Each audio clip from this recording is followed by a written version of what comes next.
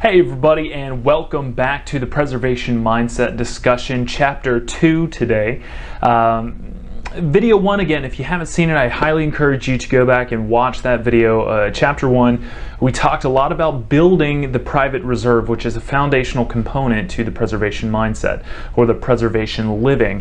Again, about capturing and keeping control of your money and preserving the wealth in every dollar that you make versus just having it build and build and build over time. And just contribute and contribute and contribute. So today, number 7 through 12, the last 6 components of building that private reserve, we're going to talk about today, and they're going to deal with a lot of the actual applicability. Now, in video 1, we talked a lot about the tax advantages. We talked a lot about the usefulness on the keeping more aspect of these private reserves. But today we're going to talk about actually implementing it and using it. And it doesn't matter if it's retirement, college planning, buying a home, buying a car, using it in a business, real estate investing, doing other investments, and diversifying your portfolio. It doesn't matter. This is one big foundational piece that can be a very big game changer on how you multiply your wealth through it. So without further ado, let's get started. So again, number 7 through 12, we're going to start with collateralization or collateral options. Now, this is one of the biggest pieces of actually using the money. So, as you're funding your financial vehicle, as you're building your private reserve, how is it used? Do you have an option to, instead of just withdrawing the money within it, do you have an option to actually borrow against yourself or borrow against the money that you've built?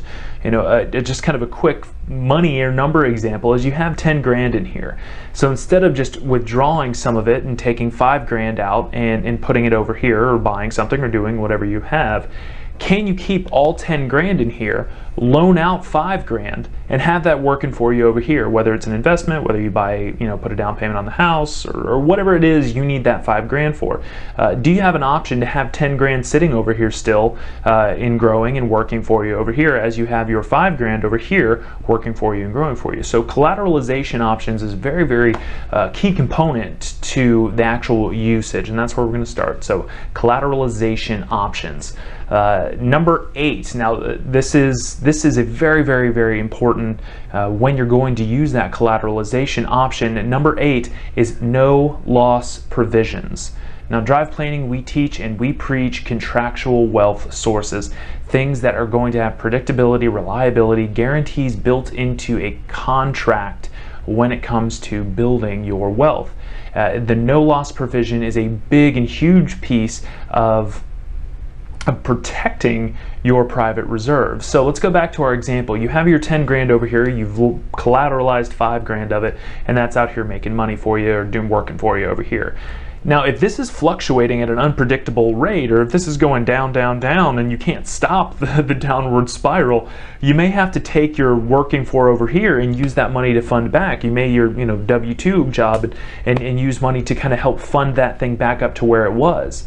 But if you have a no loss provision built in there, you know this thing is never going to go down. As soon as it clicks up, it's stuck, and it's never going to go down, even as you're collateralizing it. You have consistent growth over here, and you have hopefully good, if you've worked with tribe planning at least, you're going to have good growth over here on the side. So no loss provisions are a big piece to back end protection for your private reserve as you're getting in there and as you're starting to implement its use into utilizing it in your life, in your business, in your investing. So that's number 8. Number 9, again, a really cool component, a really big piece of it is guaranteed loan options. Guaranteed loan options. If it's going to be your money, you should have access to it, right? If you walk into a bank, if you walk into a car dealership, there's all this process, this vetting, this credit score, this the process is drawn out. In the world of real estate, buying a home at all, or buying an investment property, or wholesaling, you need money fast, you need money quick, and you need to know that you're going to have it.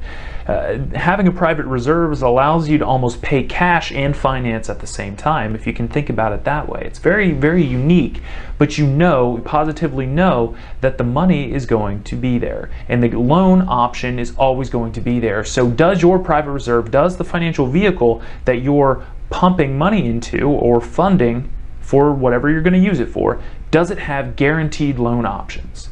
Guaranteed that no one's going to tell you no. You don't have to get the bank involved. You don't have to get anybody else involved.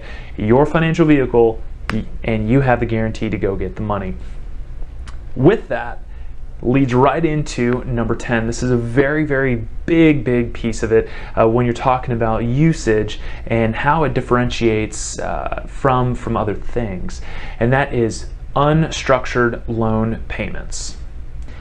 If it's your money, you should be the one that dictates how it gets paid back to you. If you're going to loan money against yourself, you should have a heck of a lot more say as to how much gets paid back, when it's going to get paid back, how it's going to get paid back, a lot more than anybody else should be able to tell you. And again, you can kind of see here as we get more and more involved in the application of these factors, how some financial vehicles are just getting slashed. Again, referencing the first vehicle, a lot of the tax talk, you could probably rattle off 6, 7, financial vehicles you can use to form one of these. But as we start talking about more of the usage of this, it's going to start knocking some of those things off the list. Unstructured loan repayment options is a very interesting component. Let's say a family member, a brother, a sister needs some money because they fell on hard times. Well, let's go back to our $10,000. Maybe you just take $5,000 out and you loan them money to help them get back on their feet. Whether it's just get an apartment, whether it's just buy some groceries for the year, whatever it is, whatever it may be, just to help them out. Well, you don't necessarily want to pay back that money yourself, but what if they can't afford to pay you back at this point in time? And that's okay, because it's your money, you've loaned it to yourself, guaranteed loan option, to yourself, and you've given them that money to work on. They'll repay you in time after they get back on their feet, after they start, getting a job, whatever it may be, when they can afford to keep paying and continue to pay you back. That may not be 12, 18, 24 months down the road. Well, with an unstructured loan repayment, you dictate the terms as when the loan gets repaid. You dictate to your bank, your private reserve, when that money is coming back to you, because it's your money. And so that is a really big piece. Maybe you buy a car and you want to, you know what, I'm hitting a really low time in my commission. I don't necessarily have the money to pay the car payments. Well, that's okay. You can delay it until you do. You can speed up the payments or you can slow down the payments. It is completely up to you. So unstructured loan repayment. Maybe you never want to repay it ever again. Maybe you and a business partner have one of these through your business, and your business partner says, hey, I want to retire, I want out. You can buy him out or her out and then never have to repay that chunk. That is that you guys have agreed to. You may not ever repay that back. Again, this I'm using the $10,000 example. There may be millions of dollars inside of this that's built up over time. So unstructured loan repayment options are a really interesting facet of it. Now, with that, and with these guaranteed loan options, with these unstructured loan repayment options, leads to one of, if not, from my perspective, the most important aspect of a private reserve, and that it goes to number 11, liquidity, use, and control. I'll say that one again because it's very important. Liquidity, use, and control. Hugely important when we're talking about living more. Okay, you can structure tax strategies to keep more. You can find a good investment or a business to get involved with to make more. But when we're talking about living more, I'm talking about as you're putting money into financial vehicles, is there a liquidity aspect? Is there a usability aspect? Is there control of the money that you have in there? Okay, and again, you can probably think, well, some of the things that I'm doing, I won't really have access to that money until I'm much older. At the age of 22, do you have access to it? At the age of 44, do you have access to it? At the age of 30, do you have access to it? Or do you have to wait until you're in retirement? Do you have to wait until you're 60, 65, 68, 70 years old to have full access and control to the money that you have contributed to a private reserve? Okay, so when you're building this thing, never forfeiting the ability to use leverage, loan out, guaranteed, unstructured repayments, whatever it may be, collateralization options. It doesn't matter. Do you have liquidity? Do you have use? And do you have control of the money that you're using to fund the vehicle?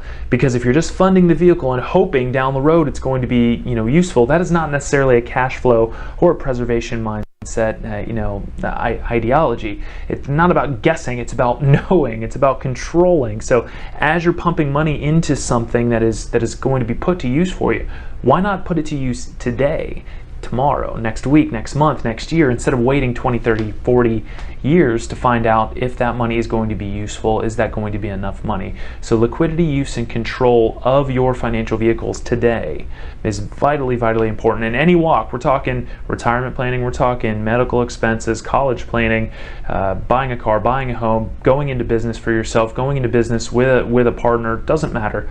Whatever you're involved in, liquidity, use, and control, that cash flow aspect is so important. So that was number 11. Number 12, additional benefits. Now, again, this is when we really start kicking off a lot. So what else does this private reserve do for you? If you're a follower of Grant Cardone, if you went to his last conference down in Miami, he always said repurpose everything that you have. That's really important. So this private reserve shouldn't just be something you pour a little bit of money in at a time to build it up over time. That's just storing money. That's not preserving wealth. Preserving wealth has to do with use and control, but use and liquidity without the lack of control of your money. Predictability and guarantees.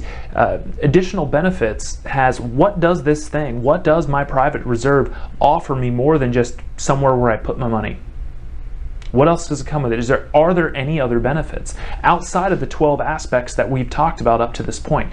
Are there things that come along with putting this together that are going to be useful for me, for my family, for my business? And the answer to that is yes. If you're using the right kind of vehicles, additional benefits have many uses. It's this is that Swiss Army knife aspect that we're looking for. If it's just one knife, it'll do one job, it'll do something for you. But what if you had a corkscrew? What if you had a toothpick? What if you had tweezers? What if you had a little can opener onto it? I'd much rather have a multi-tool than just one tool. Okay, so additional benefits, and we'll dive more into the additional benefits as we start talking about in chapter 3 the different financial vehicles you can use to structure it. And we're getting closer and closer and closer to allowing you to decide. Again, Drive Planning is a consulting firm that helps you drive towards alternative strategies and methodologies to generate and protect your wealth.